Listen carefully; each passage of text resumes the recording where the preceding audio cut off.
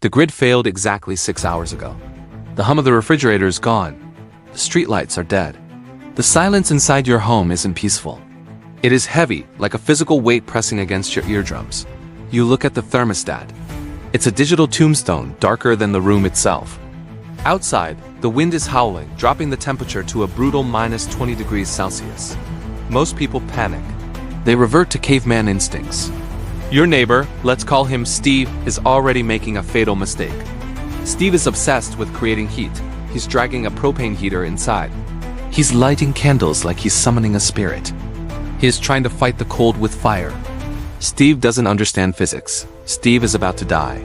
He will either burn his house down, suffocate from carbon monoxide, or signal every desperate looter within a 3-mile radius that he has supplies.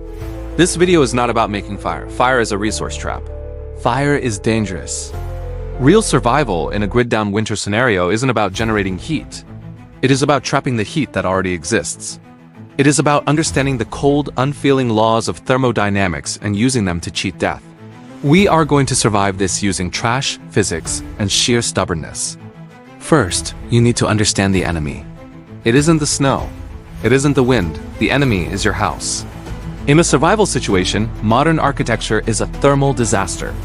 Your house was designed to be heated by massive amounts of cheap energy. Without that energy, your house becomes a heat vampire. Every window, every crack under the door, every uninsulated wall is a thermal hemorrhage. Thermodynamics dictates a simple, brutal law. Heat always moves to cold. It wants equilibrium. The universe wants your body temperature to match the blizzard outside. Your house is helping the universe kill you. Trying to heat 2,000 square feet of open space with a candle or a small heater is like trying to boil the Atlantic Ocean with a single match. It is a waste of calories and hope. Stop trying to save the house. The house is dead. You need to abandon 90% of your home to survive the night. You need to shrink your world. Survival is a game of volume. Your body is a biological machine that produces roughly 100 watts of heat energy simply by existing. That is your heater. Your mission is to trap those 100 watts before they escape into the void. We are going to build a microclimate. Think of it like a Russian nesting doll of poverty. Step 1. Pick your fortress. Do not choose the living room with the high ceilings and the big bay window. That is a death trap. Choose the smallest room in the house, preferably one with few windows and low ceilings. A walk-in closet is good. A small interior bathroom is better. Step 2. Isolate the core. Bring your mattresses into this room. Drag in every rug, carpet, and blanket you own. You aren't just making a bed. You are building a layer of insulation between you and the cold floor. Conduction is the thief that steals heat through physical contact. If you sleep on the floor, the earth will suck the heat right out of your bones. Get off the floor. Step 3. Seal the perimeter. Use duct tape and heavy blankets to seal the door frame. You are creating an airlock. You want to stop convection currents, the movement of air that carries heat away. Inside this small room, you are going to build another room. Yes, build a fort. Use chairs, use a table, use broomsticks. Drape your heaviest blankets over this structure. Now look at the map. Instead of trying to heat 20,000 cubic feet of house, you are now only heating 50 cubic feet of blanket fort. Your 100-watt biological heater is suddenly enough. Inside that fort, the temperature can rise 10 to 15 degrees higher than the rest of the freezing house simply from your body heat. Let's talk about insulation. Most people think thick material keeps you warm. That is technically incorrect. Material doesn't keep you warm. Trapped air keeps you warm. Dead air that cannot move or circulate is one of the best insulators on the planet. Look at the fiberglass pink insulation in your attic. It works because it traps billions of tiny pockets of air. We need to replicate this with garbage. Windows are the weakest point in your fortress. Glass is a solid object that practically invites the cold inside through conduction. You touch it, it burns like ice. You need to kill the window. Don't just close the drapes. That's amateur hour. You need to create a dead air space. Grab bubble wrap. If you don't have bubble wrap, use cardboard. If you don't have cardboard, use newspapers. Spray a light mist of water on the glass and stick the bubble wrap directly to the window pane. The water acts as an adhesive. Then, tape a layer of cardboard over the window frame, sealing the edges completely with duct tape. What have you just done? You have created a gap of stagnant air between the freezing glass and the cardboard. That dead air gap stops the cold from transferring into your room. It stops the thermal hemorrhage. You lose the view, yes, but looking at a blizzard won't keep you warm. Ignoring it will. People have a misconception that survival requires expensive, high-tech gear. They think they need the latest mountaineering jacket or space-age fabrics. Wrong. In a true grid-down emergency, you don't need to look like an explorer. You need to look like a pile of garbage. Let's talk about the thermodynamics of clothing. The first and most unbreakable rule is this: cotton is death. There is a saying among survivalists for a reason. Cotton fibers are hydrophilic. They love water. If you exert yourself building your blanket fort and you sweat in cotton, that moisture stays trapped against your skin. Here is the physics. Water conducts heat away from your body 25 times faster than air. If you are wearing wet cotton in a blackout, you are effectively wearing a suit of ice armor. It is a suicide note written in your own sweat. Strip off the cotton immediately. Wear wool, wear synthetics. These materials wick moisture away and maintain their insulating properties even when damp. Once you have the right base layers, it is time to become trash. Literally, you need to create loft.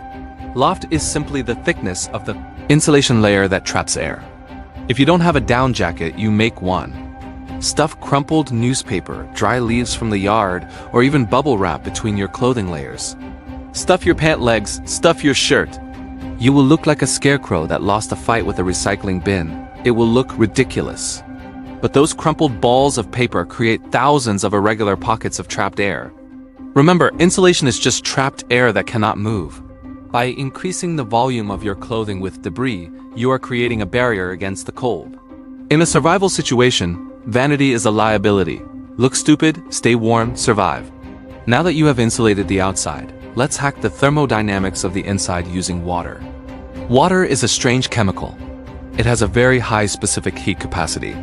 This means it takes a lot of energy to heat it up, but once it is hot, it holds onto that thermal energy with a stubborn grip, releasing it very slowly over time. We are going to exploit this. If you have a camping stove, a gas burner, or can utilize a frantic hour of midday sunshine, fill durable plastic bottles with hot water. Do not use boiling water if the plastic is thin, as it will melt, but get it as hot as possible. Wrap these bottles in a spare sock or a t-shirt. This is critical because you don't want to burn your skin. Now you have a thermal battery. But where do you put it? Do not just hold it in your hands. That is inefficient. Place one bottle between your legs, right against the femoral artery. Place another one under your armpits, against the brachial artery. These are major highways for your blood. By placing a heat source here, you are heating the blood as it circulates back to your heart and vital organs. You have just built a biological hydronic heating system. This is far more effective than trying to heat the air around you. You are injecting heat directly into your core. However, while water can save you, it can also kill you in a way you might not expect. You will get thirsty. The air is dry and you are working hard. You look outside and see millions of tons of frozen water. Snow. Do not eat the snow. This is a rookie mistake that causes rapid hypothermia. When you eat snow, your body has to perform a phase change. It has to turn a solid at -20 degrees into a liquid at 37 degrees. This requires a massive amount of caloric energy. You are burning your internal fuel reserves just to melt the water before your body can even use it. It is a terrible thermodynamic trade. You will lower your core temperature violently from the inside out. Always melt the snow first using an external heat source. Let physics do the heavy lifting, not your metabolism. Save your calories for keeping your heart beating and your brain functioning. Now that you have secured your internal environment, you must address the external threat. While you are freezing, your neighbors are freezing too. And when people freeze, when they are scared and desperate, civilized behavior evaporates. If your house looks warm, if smoke is billowing from your chimney, or if someone sees the cozy orange glow of a candle through a window, you become a target. In the eyes of a desperate mob, you are no longer a neighbor. You are a loot drop. You have resources and they want them. Phase 5 is camouflage. This is psychological warfare. You must maintain strict light discipline. Keep your blackout curtains sealed tight. No light must escape your fortress. But hiding the light is only half the battle. You must also hide the heat. Here is a clever, petty detail that could save your life. Let the frost build up on your windows. In a heated house, The warmth from the inside melts the frost on the glass. A dead house, an abandoned house, stays frozen. By isolating yourself in your microclimate blanket fort and cutting off heat to the rest of the house, your windows will naturally frost over. You want potential looters to walk past your house, look at the frozen glass, shiver, and think, nobody is alive in there. Deception is the best security system. It costs 0 calories to maintain, avoids confrontation, and keeps the predators walking down the street to someone else's house. Be the gray man, invisible and uninteresting. However, the most dangerous predator isn't outside your door. It might be something you bring inside. As the cold drags on, the temptation to create fire becomes overwhelming. Someone is going to bring a charcoal grill into their living room. Someone is going to run a generator in their attached garage. That person is going to go to sleep feeling warm and simply never wake up. Carbon monoxide is the silent assassin. It is colorless, odorless, and tasteless.